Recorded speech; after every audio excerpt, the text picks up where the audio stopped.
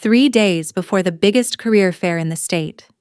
The one I'd built from scratch, managed every year, and single-handedly turned into our goldmine for top talent. I was called into a conference room and told I was done. No handover, no replacement, just gone. I was the only one with the contact list, the booth bookings, the presentation decks, and in 72 hours, thousands of job seekers would walk past their booth and see nothing but an empty table. Before I continue my story, where are you watching from? Hit that like and subscribe if you want to hear exactly how I made that happen. Trust me, you'll want to hear how this unfolds. 3 days before the state's largest career fair, Brandon Pierce, our VP of Operations, called me into his office with that fake friendly tone people use when they're about to knife you.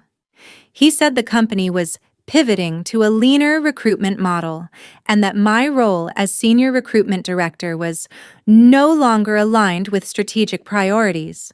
In plain English, fired. He didn't ask for my files, didn't request a transition plan, didn't even think to ask who handled the fair. I was the only one with the vendor contracts, booth location, speaking schedule, and the hard-earned relationships with every top university and agency in the region. For 8 years, that fair had been our single biggest pipeline for talent. Hundreds of hires every year, half of them landing in revenue-generating teams within weeks. Without me, they didn't just lose a warm body in an office chair, they lost the key to the front door of their own future. Brandon thought recruitment was just posting on a job board and letting algorithms sort it out. He didn't understand that 3 days from now, every serious job seeker in the state would be walking through that convention center expecting to see us, and what they'd find instead would be a public gaping hole where our presence should have been. I didn't say a word in that office. I didn't argue, threaten, or beg. But as I walked out, one thought kept looping in my head. Let them learn the hard way. When I first joined the company 8 years ago, recruitment was a neglected afterthought handled by whoever had spare time between other projects. I rebuilt it from the ground up. One relationship, one handshake, one late-night email at a time. By the 3rd year, I knew every campus recruiter worth knowing in the state, the event coordinators who controlled booth placements, the keynote planners who decided who got the prime speaking slots. I didn't just attend the state career fair, I owned it. My process wasn't written down in some neat manual anyone could pick up. It lived in my head, in my calendar reminders, and in the trust I'd earned with people who answered my calls first because they knew I delivered. Every October, that fair wasn't just an event for us. It was the start of our fiscal year's talent flow. We'd walk away with hundreds of candidates already pre-screened, half of them ready to start within weeks. Engineering would get their fresh problem solvers, sales would get energetic rainmakers, and marketing would scoop up creative minds hungry for impact. It wasn't magic, but it might as well have been to anyone watching from the outside. The executives saw the results but never understood the machinery behind them. They didn't know how the booth placement near the main stage doubled our foot traffic, or how securing a late afternoon keynote slot meant catching candidates after they'd toured the floor and could compare offers.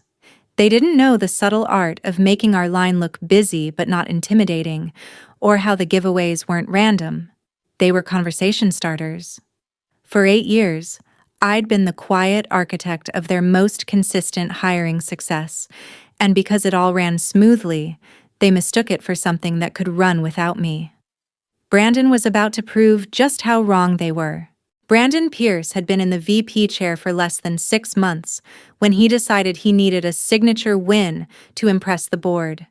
He'd come from a logistics background, not HR, and he wore that ignorance like a badge. In his mind, recruitment was an overhead expense, not the artery feeding the lifeblood of the company. He called it low-hanging fruit during one leadership huddle, pointing to my salary on a spreadsheet as if it were a leaking pipe he could just shut off. His plan was to outsource all hiring to a subscription-based online platform that promised AI-powered talent acquisition for a fraction of my department's budget. I asked, hypothetically, if he'd ever hired a senior engineer, a cybersecurity specialist, or a bilingual account manager through one of those services. He waved me off with a smirk and said, "Talent is talent. You just have to post in the right place." That was the moment I knew he didn't just undervalue me, he had no concept of what I did. He set a deadline to transition recruitment by the end of the quarter, which, in his rush to cut costs, meant 3 days before the career fair. I wasn't invited to the planning meetings for this new model. My team wasn't briefed. The recruiters who worked under me found out from hallway gossip. It wasn't just disrespect, it was reckless.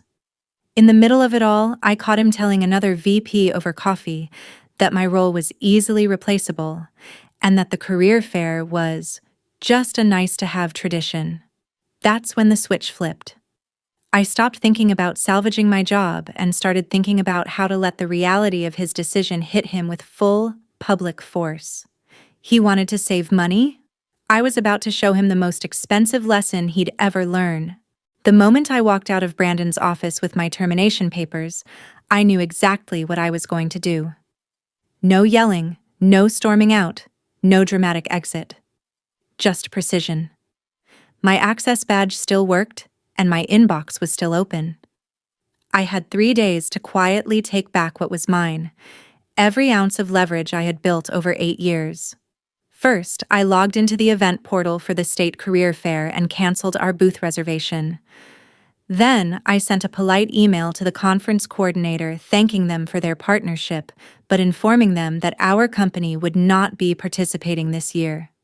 I knew she'd ask if it was permanent. I left that question unanswered. Next, I withdrew us from the keynote speaker lineup. Our CEO had been slotted to speak on innovating workplace culture, a prime spot that positioned our booth in the busiest part of the floor. Without a keynote, the organizers would reassign our space to another company, pushing us into a corner, if they could even find us space at all.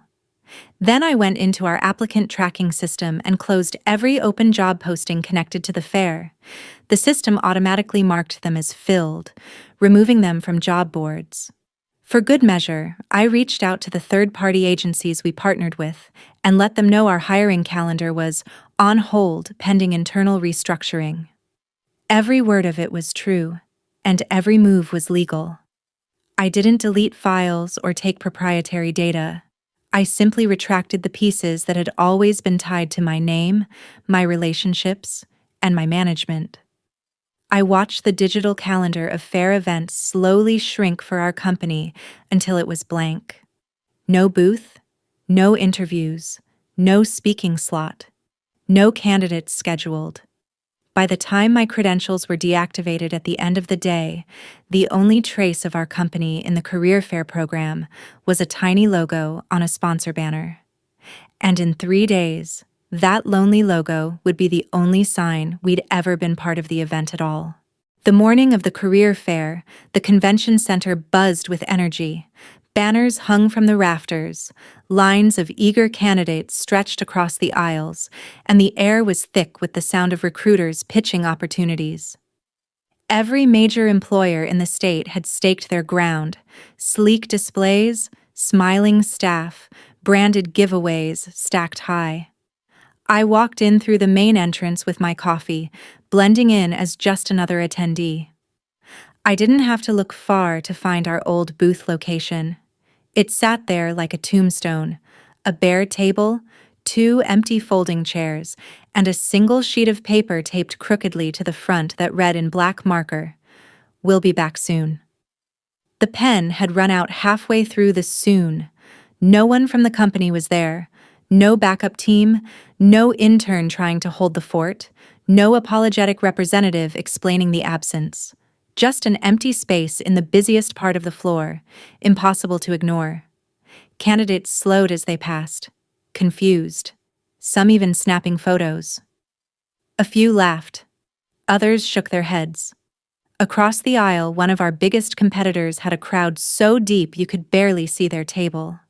Word travels fast in rooms like that. By mid-morning, recruiters from other companies were openly joking about our no-show. And the best part? Brandon's name was still printed in the official program as the executive contact for our booth. Every single complaint, every awkward question, every raised eyebrow was going straight to him. By Monday morning, the fallout had already started. The first emails came from the staffing agencies we'd worked with for years, politely reassessing their partnership after hearing about the company's no-show at the state's largest hiring event. Then came the candidates, dozens of them, withdrawing their applications, some with curt one-line messages, others with pointed explanations about choosing employers who follow through on commitments. It didn't stop there. Within 2 weeks, the open requisitions list looked like a graveyard. Every high-priority role, from senior software engineer to enterprise sales manager, sat untouched. Without the career fair influx, the applicant pool dried up fast. The in-house recruiters who'd once relied on my pre-qualified leads were scrambling, posting generic job ads that brought in unqualified resumes by the hundreds. Managers started missing project deadlines, not because the teams were lazy, but because there simply weren't enough people to do the work. The marketing department had to pull an entire campaign because there was no one to handle the expected increase in customer support. HR tried to pivot to virtual hiring events, but with no groundwork and no credibility left in the market, attendance was laughable. Meanwhile, our competitors, the ones who'd picked up our prime booth space, were boasting record-setting recruitment numbers. They were hiring the very candidates we should have been onboarding. Brandon, from what I heard, was fielding daily calls from department heads demanding answers. The whispers started in the break rooms and spread to the leadership floor. Who thought firing Catherine before the fair was a good idea? It was the kind of question that doesn't need an answer because everyone already knows. The company hadn't just lost a recruiter. They'd lost the engine that kept their talent pipeline alive, and the wheels were already coming off. 6 weeks after the fair, the cracks had turned into chasms. Entire product teams were running at half capacity, burning out the few employees who hadn't already quit. Internal memos hinted at strategic delays, but everyone knew the truth. There weren't enough hands to do the work. Brandon had stopped making the rounds on the office floor, retreating to closed-door meetings and slipping out before lunch. I heard from a former colleague that he'd tried to quietly contract another firm to salvage recruitment, but word had already spread in the industry. Our company was unstable, unprepared, and untrustworthy. Even agencies willing to work with them demanded premium rates up front. It was the slow kind of collapse you can't stop. Not a single explosion, but a long, grinding erosion of credibility and capacity. And Brandon, who'd once bragged about cutting the fat, was now choking on the lean. 6 months after Brandon fired me, the company was still short more than 100 employees. Projects that once drove quarterly revenue were canceled outright. A major client, tired of delays and missed deliverables, ended a multi-year contract and took their business to one of our competitors. The same competitor who'd enjoyed the prime booth space we gave up at the fair. Internal morale was in free fall. The turnover rate hit a record high, and the recruitment outsourcing model Brandon had pushed was quietly abandoned after failing to fill even a fraction of the open roles. Then came the quiet announcement in a Friday afternoon email. Brandon Pierce was transitioning out of the company to pursue other opportunities. No farewell party, no warm send-off, just a line in the HR bulletin. I didn't smile, didn't gloat. I didn't have to. The damage was done, and it was permanent. I hadn't hacked a system or stolen a single file. I had simply walked away with what was mine, the network, the trust, the groundwork I had built, and let Brandon discover, day by day, that without it, he had nothing. Sometimes the most devastating blow you can deliver is silence, the kind that lets your absence do all the talking while the other side crumbles under the weight of their own decisions. I learned that the hard way, standing in a convention hall, watching the booth I'd built into a talent magnet sit empty because someone thought I was replaceable. It's easy to assume that when someone cuts you out, your only options are to fight for your place or walk away quietly. But the truth is, when you've built something of real value, you hold the leverage whether you're inside the building or not. In corporate life, too many leaders make decisions based solely on immediate cost savings, blind to the infrastructure of trust, expertise, and relationships that keeps the machine running. Brandon didn't understand that talent acquisition isn't just filling seats. It's building the foundation for every future win. His mistake wasn't just firing me.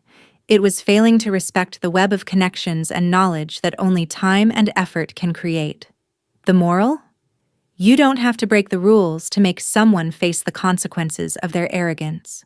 Sometimes, stepping back and letting the system feel your absence is the most powerful move you can make. In life, protect your relationships, document your value, and understand your unique leverage. Because one day, it might be the difference between walking away powerless and walking away knowing the other side will never fully recover. How to get started today. 1. Write down the top 3 contributions you've made at work that no one else can replicate. 2. Strengthen at least one key professional relationship outside your immediate company structure. 3. Keep records of your processes, but also keep your network close. If you've ever been underestimated or told you were replaceable, drop your story in the comments, share this with someone who needs the reminder, and subscribe for more corporate revenge stories that prove power isn't always loud.